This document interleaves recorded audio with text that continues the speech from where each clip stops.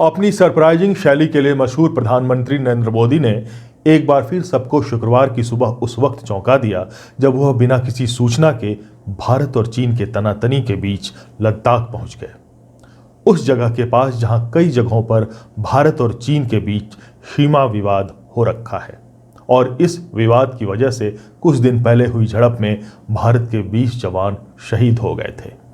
प्रधानमंत्री मोदी की आज की यह लेह यात्रा बहुत ही महत्वपूर्ण है, न सिर्फ इसलिए कि इस यात्रा ने चीन को भी साफ साफ संदेश दे दिया है, बल्कि इसलिए भी कि प्रधानमंत्री की यात्रा से भारतीय सेना और जवानों के साथ साथ पूरे देश का मनोबल भी बढ़ गया है।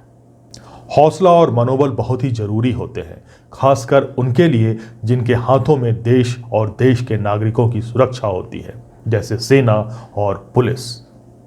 आज हमारी सेना का मनोबल तो बढ़ा, लेकिन गुरुवार की रात यूपी के कानपुर की घटना हमारे पुलिस कर्मियों के साथ साथ हम सभी को व्यथित कर गई, जिससे मनोबल जरूर प्रभावित हुआ है। गुरुवार रात कानपुर में अपराधियों ने यूपी पुलिस के 8 कर्मियों को गोलियों से छलनी कर दिया। नमस्कार, आप देख रहे हैं रोमिंग रिपोर्टर।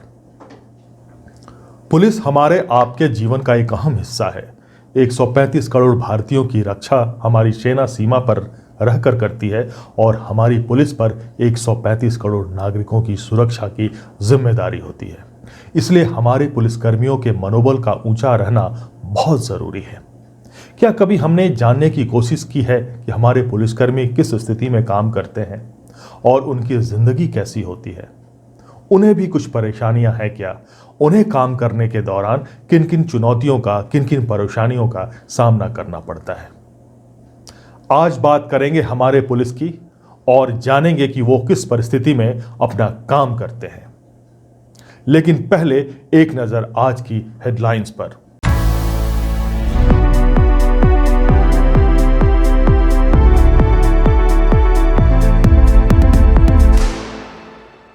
भारत और चीन के तनातनी के बीच प्रधानमंत्री नरेंद्र मोदी शुक्रवार की सुबह अचानक लद्दाख पहुंचे। उन्होंने सीमा पर मौजूद जवानों से मुलाकात की। प्रधानमंत्री के साथ चीफ ऑफ डिफेंस स्टाफ और सेना प्रमुख भी थे। सेना, वायुसेना, आईटीबीपी के जवानों से प्रधानमंत्री ने मुलाकात की। प्रधानमंत्री ने चीन के साथ हुई झड़प में घायल जवानों से भी अस्पताल में जाकर मुलाकात की। प्रधानमंत्री की यात्रा सेना और देशवासियों के मनोबल को बढ़ाने के साथ साथ चीन को संदेश देने का भी प्रयास है। सेना को संबोधित करते हुए प्रधानमंत्री ने कहा कि विस्तारवाद का दौर खत्म हो चुका है। प्रधानमंत्री ने सेना की तारीफ की और कहा कि हम शांति प्रिय लोग हैं, पर हमें चुनौतियों का सामना करना आता है। यूपी के कानपुर में अपराधियों के साथ मुठभेड़ में डीएसपी समेत 8 पुलिसकर्मी शहीद हो गए। 7 जुलाई से भारत बायोटेक की कोरोना वैक्सीन कोवैक्सीन का ह्यूमन ट्रायल शुरू हो जाएगा। 15 अगस्त तक इसके परिणाम के आने की संभावना है। कैडिला कंपनी की कोरोना वैक्सीन को भी ह्यूमन ट्रायल की मंजूरी मिल गई है। मशहूर कोरियोग्राफर सरोज खान का दिल का दौरा पड़ने से निधन हो गया। शुक्रवार शाम तकरीबन 7 बजे दिल्ली और उसके आसपास के क्षेत्रों में भूकंप के झटके महसूस किए गए। गुरुवार रात यूपी के कानपुर में अपराधियों के साथ हुई मुठभेड़ में एक डीएसपी समेत उत्तर प्रदेश पुलिस के 8 कर्मी मारे गए। 2 और 3 जुलाई की मध्य रात्रि को चौबेपुर पुलिस के थाने के विक्रू गांव में पुलिस दल हिस्ट्री शीटर विकास दुबे को गिरफ्तार करने जा रही थी। दुबे के खिलाफ करीब 60 आपराधिक मामले हैं।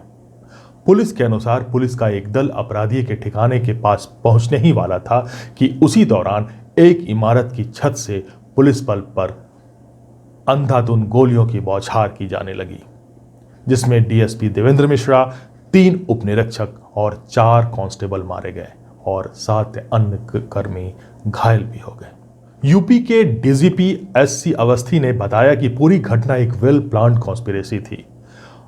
पूरी घटना की जानकारी देते हुए डीजीपी अवस्थी ने कहा कि विकास दुबे के खिलाफ 24 घंटा पहले धारा 307 के तहत मामला दर्ज किया गया था और उसकी गिरफ्तारी के लिए पुलिस उसके ठिकाने पर जा रही थी। इस कार्रवाई की भनक शायद अपराधियों को लग गई थी और फिर पूरे प्लान तरीके से जेसीबी द्वारा पुलिस दल का रास्ता रोक दिया गया और फिर उन पर गोलियों की बौछार की जाने लगी। पुलिस ने भी जवाबी कार्रवाई करने की कोशिश की, लेकिन अपराधी छत पर ऊंची जगह से फायरिंग कर रहे थे, इसलिए उन्हें दुस्साहस करने में आसानी हो गई। घटना को अंजाम देने के बाद अपराधी वहां से फरार हो गए। पुलिस मामले की जांच कर रही है और अपराधी जल्द ही पकड़े जाएंगे, ऐसा डीजीपी ने कहा। इस घटना की सभी ने कड़े शब्दों में निंदा की है। यह घटना कई सवाल खड़ी करती है और ऐसी घटनाओं से समाज का, लोगों का और पुलिस के मनोबल पर भी इसका असर होता है। पुलिस की जो छवि हमने बनाई है, शायद कई मामलों में वो एक तरफा है। हमें one side of the story ही पता है। पुलिस की जो जनरल परसेप्शन है, सच ठीक विपरीत भी है। पुलिस का मानवीय चेहरा भी है, जो कोरोना काल के वक्त साफ साफ दिखा, जिसकी चर्चा प्रधानमंत्री मोदी ने हाल ही में अपने मन की बात कार्यक्रम में भी की थी। हमारी पुलिस व्यवस्था को लेकर भी आम लोगों के सोच में काफी बदलाव हुआ है। पहले पुलिस के विषय में सोचते ही नकारात्मकता के सिवाय हमें कुछ नजर नहीं आता था। हमारे पुलिसकर्मी आज गरीबों, जरूरतमंदों को खाना पहुंचा रहे हैं, दवा पहुंचा रहे हैं। जिस तरह से हर मदद के लिए पुलिस सामने आ रही है, इससे पुलिसिंग का मानवीय और संवेदनशील पक्ष हमारे सामने उभर करके आया है। हमारे मन को झकझोर दिया है, हमारे दिल को छू लिया है। एक ऐसा अवसर है जिसमें आम लोग पुलिस से भावात्मक तरीके से जुड़ रहे हैं। हमारे पुलिसकर्मियों ने इसे जनता की सेवा के एक अवसर के रूप में लिया है और मुझे पूरा विश्वास है इन घटनाओं से आने वाले समय में सच्चे अर्थ में बहुत ही सकारात्मक बदलाव आ सकता है और हम सब ने इस सकारात्मकता को कभी भी नकारात्मकता के रंग से रंगना नहीं है। ऐसा नहीं है कि पुलिस ने अपना मानवीय रूप अचानक से दिखा दिया। पुलिस का यह रूप स्वाभाविक है, जिससे हम वाकिफ नहीं हैं। यह भी हो सकता है कि पुलिस की एट्रॉसिटीज, जातियों की चर्चा, अधिकारों के दुरुपयोग जैसी घटनाओं को अखबारों की सुर्खियां मिल जाती है, हम और उसी आधार पर पुलिस की छवि भी बना लेते हैं। हमें पुलिस की दूसरी और मानवीय रूप को भी ध्यान से देखना चाहिए। हमें एक नागरिक के तौर पर समाज के एक बहुत ही जरूरी अंग पुलिस से पूरी तरह वाकिफ होना चाहिए। पुलिसकर्मियों के जिंदगी से भी वाकिफ होना चाहिए। अपराध और अव्यवस्था को रोकने, कानून व्यवस्था को बनाए रखने के लिए पुलिस को आम जनता के विश्वास, सहयोग और समर्थन की जरूरत होती है। समाज को पुलिस को समझने का प्रयास करना चाहिए। इसलिए आज हम चर्चा करेंगे कि पुलिस को क्या क्या परेशानी का सामना करना पड़ता है, उन्हें कार्य के दौरान किन किन चुनौतियों का सामना करना पड़ता है। पहले थोड़ा पुलिस के बारे में जान लेते हैं। भारत का संविधान अनुच्छेद 246 पुलिस को एक राज्य विषय के रूप में नामित करता है। इसका मतलब यह हुआ कि भारत के प्रत्येक राज्य और केंद्र शासित प्रदेश की अपनी अलग अलग पुलिस होगी और राज्य सरकारों को पुलिस के अधिनियमों, नियमों को बनाने के अधिकार होंगे। राज्य सरकार ही पुलिस बल को नियंत्रित करेगी। इसके साथ केंद्रीय कानून भी है। जिन राज्यों में अपने स्वयं के पुलिस अधिनियम पारित नहीं किए हैं, वह केंद्रीय पुलिस अधिनियम द्वारा शासित हैं। राज्य के साथ साथ केंद्रीय पुलिस बल भी है, जिसे सेंट्रल रिजर्व पुलिस फोर्स कहते हैं। राज्य और केंद्रीय पुलिस बलों की जिम्मेदारियां अलग अलग हैं।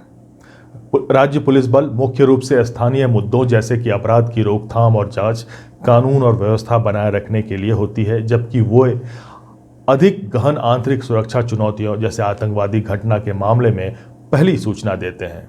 केंद्रीय बल ऐसे संघर्षों से निपटने में विशेषज्ञ होती है। भारत में प्रति 1000 व्यक्ति पर पुलिसकर्मियों का अनुपात सिर्फ 1.2 है। अब समझ लेते हैं कि पुलिस को क्यों और कैसे कार्य के दौरान चुनौतियों का सामना करना पड़ता है। रिपोर्ट के मुताबिक भारत के राज्य अपने बजट का 3 से 5% ही पुलिस पर खर्च करती है, जिसे वो पुलिसकर्मियों को वेतन देने से लेकर मूलभूत सुविधाएं और बुनियादी ढांचा ठीक करवाने से लेकर संचार सुविधाएं इत्यादि पर भी खर्च करती है। कई अध्ययन में कहा गया है कि बजट के अपर्याप्तता होने से पुलिस की बुनियादी ढांचे भी अपर्याप्त होती है। पुलिस को मूलभूत सुविधा मुहैया कराने में कुछ राज्यों ने जैसे दिल्ली ने बहुत अच्छा काम किया है, जबकि कुछ राज्य जैसे बिहार, यूपी, वहां सुविधाओं की कमी है। लगभग सभी राज्यों में पुलिसकर्मियों की कमी है, काफ़ी तादाद में पद खाली हैं और इसका असर उनके काम पर पड़ता है। और इन सभी बातों से अत्यधिक काम का दबाव भी बढ़ता है और तनाव भी बढ़ता है और उसका विपरीत प्रभाव पुलिसकर्मियों के मानसिक और शारीरिक स्वास्थ्य पर जरूर ही पड़ता है। हालांकि आम धारणा है कि पुलिस कम काम करती है, जबकि सच ये है कि पुलिस ओवरवर्क्ड है। 2014 में एक सर्वेक्षण आया था जिसके अनुसार 90% अधिकारियों ने दिन में 8 घंटे से अधिक समय तक काम किया। कई रिपोर्ट्स के अनुसार एक पुलिसकर्मी एक दिन में औसतन 14 घंटे के आसपास काम करता है और 70 से 80% पुलिसकर्मी आमतौर पर 8 घंटे से ज्यादा काम करते हैं। यहां तक ही नहीं, पुलिस कर्मियों की कमी की वजह से अच्छी खासी संख्या में कर्मचारी ओवरटाइम करते हैं और अधिकतर स्थिति में उन्हें ओवरटाइम के पैसे भी नहीं मिलते। जहां सामान्य नागरिक को दफ्तर से वीकली ऑफ मिल जाती है, पुलिस कर्मियों को साप्ताहिक अवकाश मिलना मुश्किल होता है, क्योंकि उनके कई काम अर्जेंट नेचर के होते हैं जिसे टाला नहीं जा सकता।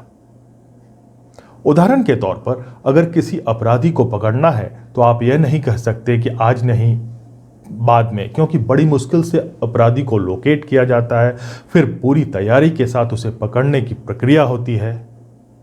कहीं हत्या हो गई, खून हो गया तो भी आप नहीं टाल सकते, आपको घटनास्थल पर पहुंचना ही होता है। पुलिस को कई बार राजनीतिक दलों और नेताओं के दबाव का भी सामना करना पड़ता है। इस विषय पर किए गए अध्ययन बताते हैं कि पुलिस पर राजनेताओं, प्रभावशाली व्यक्तियों से जुड़े अपराध के मामले में दबाव रहता है। बाहरी दबावों का पालन नहीं करने के परिणाम के रूप में पुलिस के तबादले की भी खबर आती है। एक्सपर्ट्स का तो यहां तक मानना है कि नेता पुलिस सुधार के लिए तैयार नहीं है, ताकि वे पुलिस बल अपने इंटरेस्ट के लिए इस्तेमाल कर सकें। आज प्रधानमंत्री ने लद्दाख में सेना को संबोधित करते हुए कहा कि सेना के पास अत्याधुनिक हथियार होनी चाहिए। भारत आज आधुनिक अस्त्र शस्त्र का निर्माण कर रहा है। दुनिया के आधुनिक से आधुनिक तकनीक भारत की सेना के लिए ला रहे हैं। यही बात राज्यों के पुलिस पर भी लागू होती है, पर कई राज्यों के पुलिस के पास तो आधुनिक हथियार भी नहीं है। कई रिपोर्ट में यह भी बताया गया है कि अपराधियों के पास जो हथियार होते हैं वो पुलिस से ज्यादा अच्छे होते हैं। यहां तक कि कुछ साल पहले एक रिपोर्ट आई थी कि किसी मुठभेड़ के दौरान पुलिस का हथियार नहीं चला तो पुलिस को मुंह से ठाई ठाई की आवाज निकालनी पड़ी थी।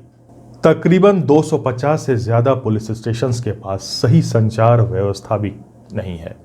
Bureau of police research and development के आंकड़ों पर आधारित रिपोर्ट्स में वाहनों की कमी और उनकी खस्ता हाल का होने का भी जिक्र है। पुलिस की वाहन को देखकर हम खुद भी अंदाजा लगा सकते हैं। पुलिस स्टेशंस में आधुनिक मूलभूत सुविधाएं, यहां तक कि कंप्यूटर्स भी पर्याप्त मात्रा में उपलब्ध नहीं है। पुलिस थानों की खस्ता हाल खुद ब खुद स्थिति बयां कर देगी। थानों में अच्छी टेबल चेयर भी नहीं है। भारत में सभी का मनोबल ऊंचा रहना चाहिए, तभी हम चुनौतियों का सामना कर पाएंगे, चाहे वह कोरोना से मुकाबला हो या चीन से। इसलिए हमें और आपको और पूरे समाज को और सरकारों को ऐसे ठोस कदम उठाने चाहिए जिससे पुलिस का मनोबल हमेशा बना रहे। फिर मिलेंगे। कहते हैं जिंदगी चलने का नाम है और इसे समझने के लिए चलना पड़ता है। मेरे साथ समझिए जिंदगी को, जिंदगी की खूबसूरती को और उन पहलुओं को भी तो सामने नहीं आते, या यूं कह लीजिए कि सामने आने नहीं दिए जाते। बने रहें thetimesmedia.com पर। आप हमें फेसबुक और यूट्यूब पर भी देख सकते हैं।